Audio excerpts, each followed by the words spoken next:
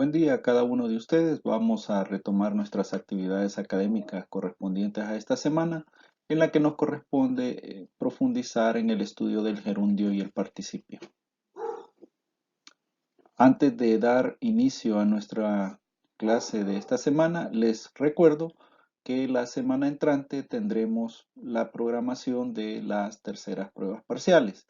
Por lo tanto, esta semana el trabajo tendrá otra tónica. Arrancamos hoy, día jueves, y esperaríamos terminar estas actividades probablemente martes, miércoles de la otra semana, de manera que entre jueves y viernes realizaríamos nuestra primera parte del parcial, que siempre es la producción de textos, y el próximo sábado estaría disponible la prueba escrita para que ustedes la resuelvan.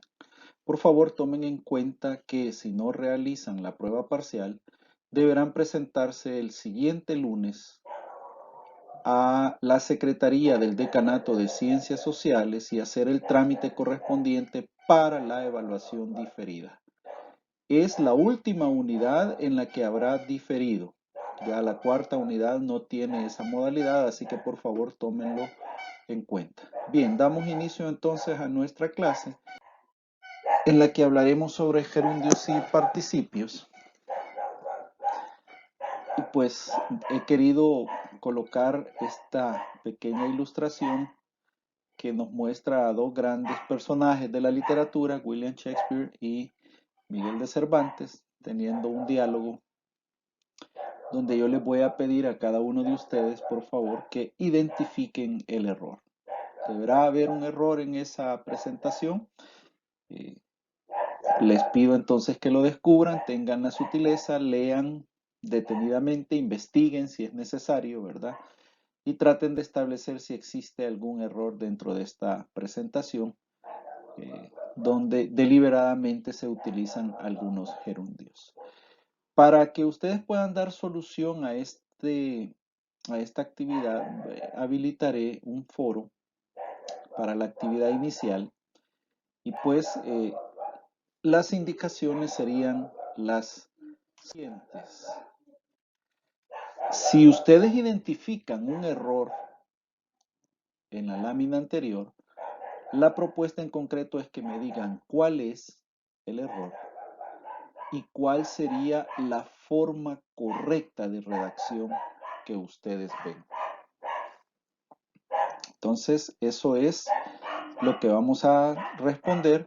Habilitaría un foro para que ustedes pongan sus respuestas y siempre les invito, les motivo a que si tienen alguna duda respecto a cómo estamos haciendo el abordaje de nuestros contenidos, me escriban a través del sistema de mensajería de la plataforma, ya que es la forma más directa y práctica para mantenernos comunicados. Pues bien, sin más, empecemos hablando un poco en esta lámina en donde se puede inferir que el título son las formas personales del verbo. Es importante que reconozcamos que los verbos solo adquieren esta categoría cuando se conjugan. Es decir, que cuando no están conjugados se consideran formas no personales. ¿Qué implica la existencia de formas no personales? Pues la carencia de accidentes gramaticales. Esta semana nos vamos a concentrar en dos de las tres formas no personales. Aquí están expresadas el gerundio y el participio.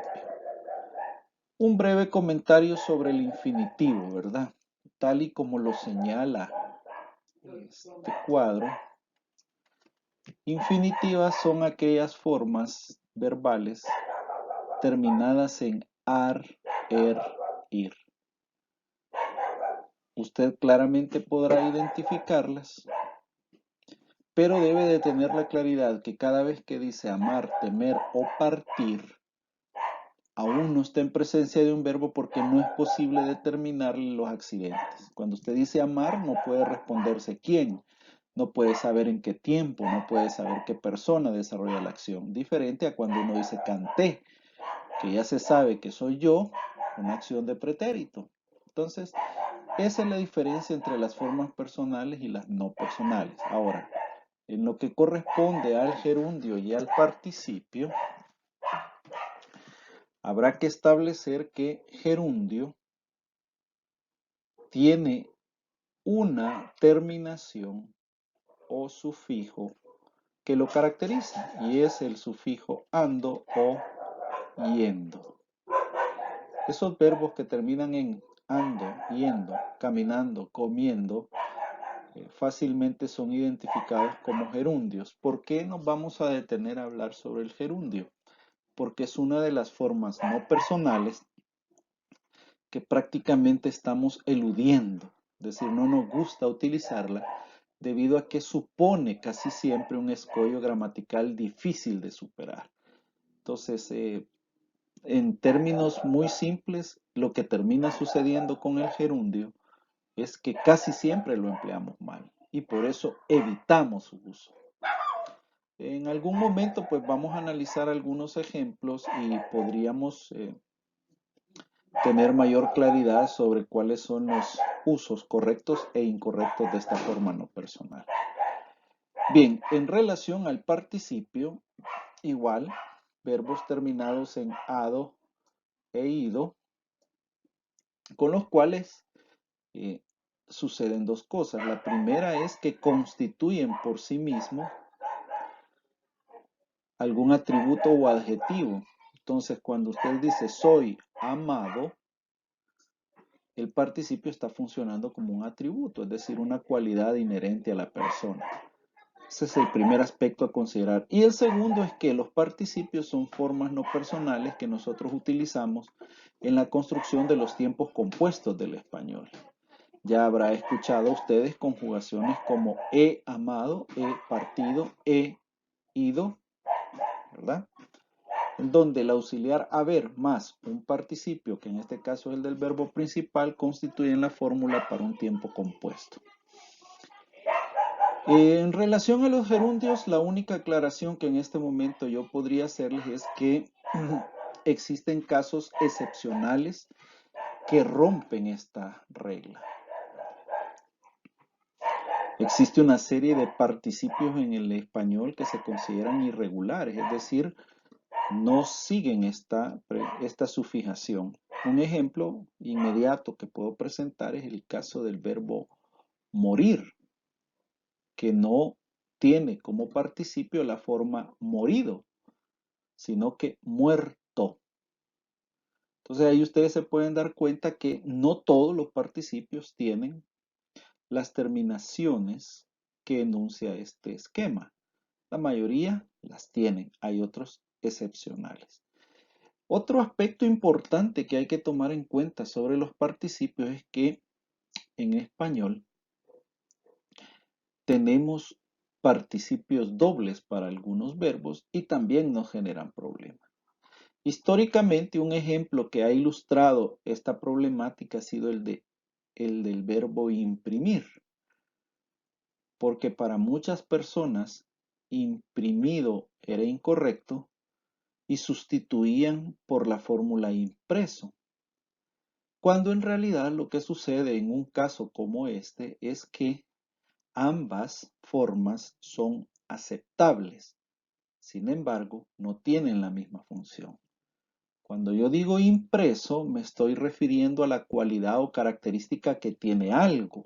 En este caso puedo decir un documento impreso. Pero cuando digo imprimido, me estoy refiriendo a una acción verbal y digo, no me ha imprimido esta impresora. Ambas acepciones son válidas. Simplemente lo que sucede es que en imprimido lo estoy usando como verbo, mientras que en impreso adquiere el valor de un adjetivo, es decir, enuncia cualidad. Pues bien, estas son algunas aclaraciones sobre las formas no personales. Esta semana, repito, sintetizo, hablaremos sobre gerundio y participio. Bueno, a manera de resumen, ¿qué caracteriza las formas no personales? Primero, no tienen accidentes. Difícilmente se puede identificar la persona gramatical cuando alguien dice corriendo. ¿A quién nos referimos? No se puede señalar. Tampoco se puede establecer con claridad el tiempo de la acción. Si yo digo partido, difícilmente uno puede pensar en un tiempo concreto. Y además, estas formas no funcionan fuera del plano verbal, es decir, no tienen significado o tienen un significado muy limitado si los vemos como lexemas únicos dentro de una expresión. Imagínese usted eh, un titular de un periódico que simplemente diga muriendo. ¿Tendría para usted un significado completo? Esto explica el literal C de esta lámina. Bien, continuamos. ¿Qué es lo que hay que tomar en cuenta cuando estudiamos estas formas verbales? El participio, o perdón, el gerundio no varía, es decir, es una forma ya establecida y tal como lo enuncia la lámina, terminan en ando y yendo. Aquí hay dos o más ejemplos. Estudiando, comprendiendo, compartiendo. Para el participio, aclaro, las variaciones o las terminaciones más empleadas son ado e ida, aunque ya previamente dije, no son las únicas. Vea usted ahí las diferencias. En cuanto a sus usos, aquí es donde nos vamos a detener. El gerundio supone a la hora de redactar un enorme problema, porque por lo general las personas lo utilizamos con una marcada incorrección. ¿Qué quiero decir con ello? Es muy frecuente equivocarse en el uso de los gerundios. Ahora, una manera para evitar la incorrección es utilizar o recurrir a las normas que regulan el uso del gerundio. En ese sentido, vamos a presentar algunas normas que nos pueden dar claridad. Bueno, lo primero es que hay que tener claro que los gerundios uno siempre los podrá utilizar en función circunstancial, es decir, para expresar a través de ellos cosas como el modo en que algo sucede, el tiempo en que algo está sucediendo, la causa por la que algo sucede o para establecer una condición. Esto en general constituye el empleo de un gerundio circunstancial. Entonces veamos aquí estos ejemplos. Cuando un gerundio circunstancial expresa modo, cuando responde a la pregunta ¿cómo? Entonces analicemos este ejemplo. El gato camina cojeando. Entonces el gerundio, en este caso, está expresando la manera en que esta acción, que es la acción principal, se desarrolla. La acción principal es caminar, pero nosotros estamos detallando una circunstancia muy particular que se llama modo. ¿Cómo camina el gato? Lo hace cojeando. En este caso, el uso del gerundio está bien porque expresa el modo. Otro gerundio circunstancial es el que expresa temporalidad, es decir, nos da la idea de cuándo sucedió la acción. Llegando el profesor, todos los alumnos entran en el aula. Entonces, la acción principal en este caso es entrar al aula. Esta es la acción principal, ¿verdad? Ahora, ¿cómo funciona el circunstancial? Cuando uno se hace esta pregunta, entran en el aula los alumnos. ¿Cuándo? Entonces la respuesta está aquí, en esta construcción de gerundio. Lo ideal sería decir, cuando el profesor llega, todos los alumnos entran a clase. Pero, ojo, la gramática dice que podemos usar este gerundio para expresar la relación temporal y no habría ningún problema.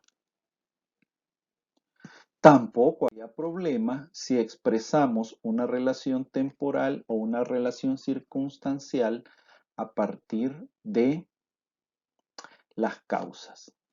Bueno,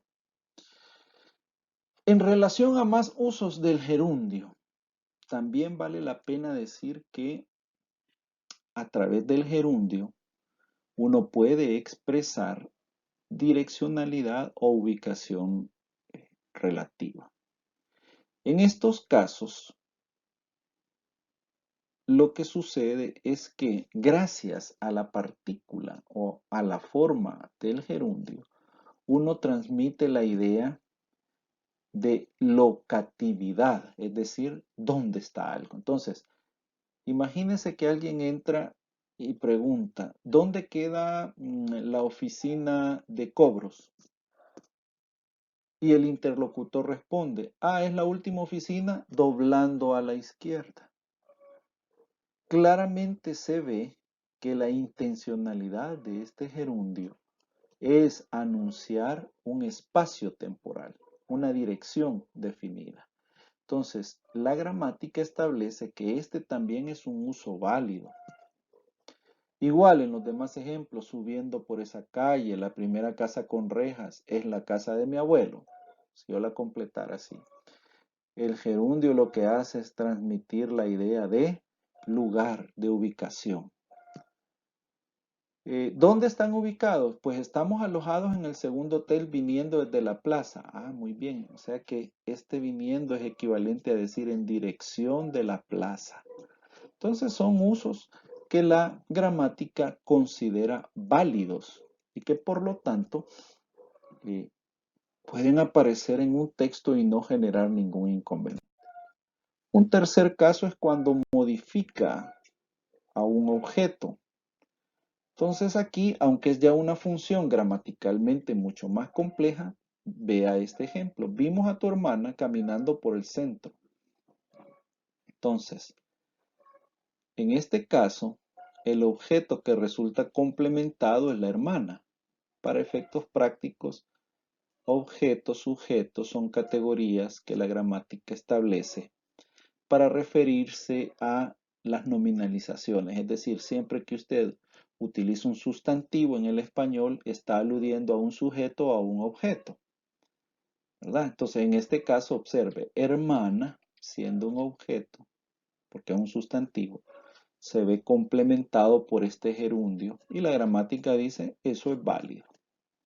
El equivalente, si usted no quisiera usar el gerundio, es, vimos a tu hermana cuando caminaba por el centro, ¿sí? Pero si utiliza el gerundio, la gramática dice, bueno, no hay ningún inconveniente. Hay un gerundio llamado de obligación que se refiere al deber estar, hallarse o permanecer haciendo algo. Entonces, mi lugar está aquí, ayudando a mis compañeros. Gracias a este gerundio, que la gramática cataloga como correcto, la persona que expresa la idea se impone a sí mismo la obligación de ayudar, ¿verdad? Ese es un matiz comunicativo que no es muy común en el español, pero es probable que en algún caso usted se vea en la necesidad de declarar en un documento la obligatoriedad que usted contrae frente a determinada acción. Entonces, un gerundio puede salvar ese documento. Bueno, si aquellos que vimos son los usos correctos, hoy quiero que usted conozca las incorrecciones. En estos últimos casos que voy a presentarle, le pido por favor que tenga se detenga más bien y tenga un pensamiento altamente crítico, analítico, que le permite establecer las razones por las cuales el gerundio no debe ser usado así. El primero es el gerundio de posterioridad. Esto es bien común, yo lo estoy escuchando con mucha frecuencia y lo estoy leyendo con mucha frecuencia, sobre todo en los periódicos que circulan en el país. A muchos periodistas les da hoy por escribir con gerundios de posterioridad. Ojo, la norma, ¿qué es lo que dice? Un gerundio solo puede expresar anterioridad y simultaneidad con el verbo que expresa la acción principal. Pero por ninguna circunstancia es válido o pertinente utilizar un gerundio proyectivo, es decir, que hable de las cosas que aún no han sucedido.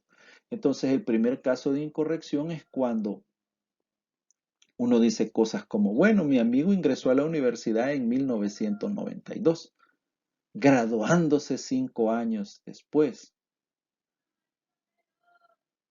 Entonces, ¿qué es lo que sucede? Graduarse es posterior a ingresar. Entonces, para resolver todo este escollo gramatical, en vez de andar diciendo que mi amigo ingresó graduándose después, uno puede decir simplemente mi amigo ingresó en el 92 y se graduó 5 años más tarde. Esa sería la forma correcta. Con este uso de posterioridad hay que tener cuidado porque recientemente leí un titular en una noticia que decía que un motociclista tuvo un accidente, fue atropellado, muriendo 2 horas después. Entonces, el gerundio era posterior a la acción principal. Entonces, esa posterioridad no es válida. El redactor, el periodista debió haber dicho que el motociclista fue atropellado y murió 2 horas después. Ahí, esa es la relación correcta en este caso. Luego, los agentes de policía persiguieron al delincuente largo tiempo, atrapándolo con mucha dificultad. ¿Qué es lo que expresa esta oración? Pues justamente que la acción de atrapar es posterior a la persecución. Nuevamente incurrimos en el mismo error. Bastaría decir que los agentes persiguieron al delincuente y lo atraparon con mucha dificultad. Entonces quede claro, la idea de posterioridad no es válida. Luego, existe también la idea bastante difundida de utilizar el gerundio con un valor de adjetivo especificativo. Vean este caso. Si yo digo una caja conteniendo, tengo un enorme problema. ¿Por qué tengo un enorme problema? Porque conteniendo no funciona como adjetivo. En todo caso, debía haber dicho una caja que contenía. Entonces, ese uso es incorrecto. Ahí habrá que evitarlo. Bueno, finalmente, pues este esquema me vuelve a hacer pensar en la primera lámina en donde presentaba en formas en infinitivo, participio y gerundio. Y ahora con mucho mayor conciencia baste decir que para el gerundio las terminaciones sí son estas y estas todas pueden ser utilizadas para el participio, ¿verdad? ¿Cómo funcionan? El participio siempre es un verbo o un adjetivo y el gerundio es un verbo o bien un adverbio. En el caso de los circunstanciales, el funcionamiento es el de un adverbio. Bueno, en el caso de los participios, una cosa que vale la pena estudiar es que no todos, como decíamos, siguen esa lógica de terminar en ado o en ido. Si usted dice rompido, está mal. Si usted dice escribido, está mal. Morido, abrido, ponido, asido, decido. Ninguna de esas formas existen y eso advierte la irregularidad en los participios. Vea los casos: puesto, abierto, muerto, escrito, roto, dicho. Si yo le preguntara cuál es el participio de freír, mucha gente diría frito, otra gente diría freído. Son participios irregulares y hasta de dos terminaciones. Este es el único caso y la única recomendación que yo le doy respecto al uso de los participios. Pues bien, hemos llegado entonces de esta manera al final de esta clase. Hemos hecho una revisión sobre los participios, sobre los gerundios, y lo único que me quedaría es entonces solicitarle de la manera más atenta que complete la actividad de inicio y posteriormente resuelva la actividad que le voy a asignar.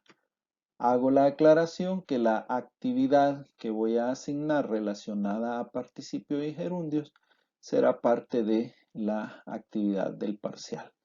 Bueno, no me queda más que agradecerles por su atención y recordarles, estamos entrando en la recta final de la tercera unidad, están ya a la vista las pruebas parciales y el contenido a revisar serían los contenidos propios de la unidad donde hemos visto redacción científica. Como siempre es un gusto compartir con ustedes y quedo a la orden para cualquier duda. Utilicen la mensajería de la plataforma para que la comunicación sea más fluida y directa. Será un placer encontrarnos nuevamente la semana entrante. Hasta luego.